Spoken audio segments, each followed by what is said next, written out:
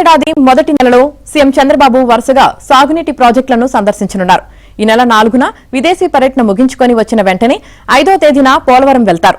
ప్రధాన డ్యాం పనుల పురోగతిని పరిశీలిస్తారు.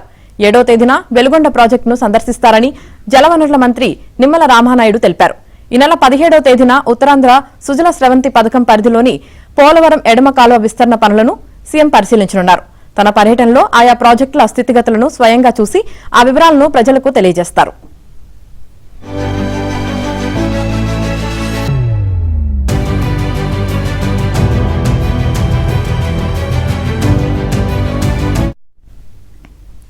పోలవరంలో కీలకమైన డయాఫ్రమ్ వాల్ను గత నెలాఖరు నాటికే పూర్తి చేయాలని సీఎం లక్ష్యాన్ని నిర్దేశించారు.